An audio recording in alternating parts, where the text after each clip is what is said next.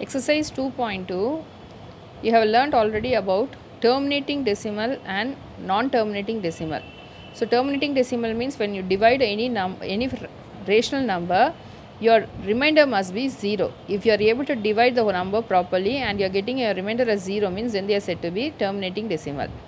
So when it is non-terminating means the values goes on and there is no end for your division.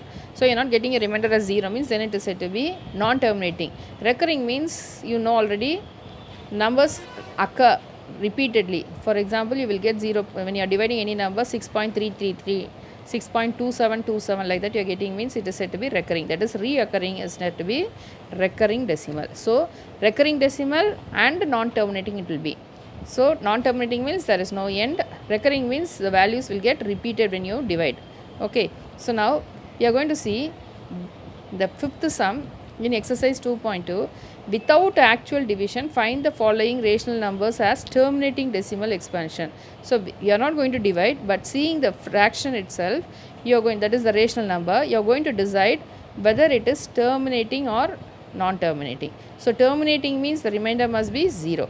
So here you have it must be actually in which form. So in you are given a fraction means you must try to write that in this way, that is p by p means that is your numerator divided by your denominator can be split and written as 2 power m into 5 power n. So whatever denominator you get, it must be split and written in this form 2 power m into 5 power n. If you are able to split and no other number is there in this means you are getting your, it is a terminating decimal. So you have on fraction 7 by 128. So 7 by 128 means I have divided and found out. So 120 divided by 2 64, divided by 2 32, divided by 2 it is 16, again by 2 means 8, divided by 2 means 4, 2 1 like that. So how many 2s are there means 1 2 3 4 5 6 7. So 2 power 7. You don't have any 5 value, so you can put it as 5 power 0 because you know anything to the power 0 is 1. So 5 power 0 is 1. So instead of leaving out, just I am introducing this number 5 power 0 which represents it is 1. So 7 by 2 power 7 into 5 power 0. So it is in this form p by 2 power m into 5 power n. So it is an terminating decimal. So it is a terminating decimal. Same way 21 by 15. So it can be written as 21 by 15 can be written as 3 into 5. But you have to actually have 2 power m. So 2 is not there. Instead you have 3. So it is not in the terminating. It is not terminating. So it is not in the form p power 2 power m into 5 power n. So it is not terminating. Same way next sum 4 9 by 35. So you divide this.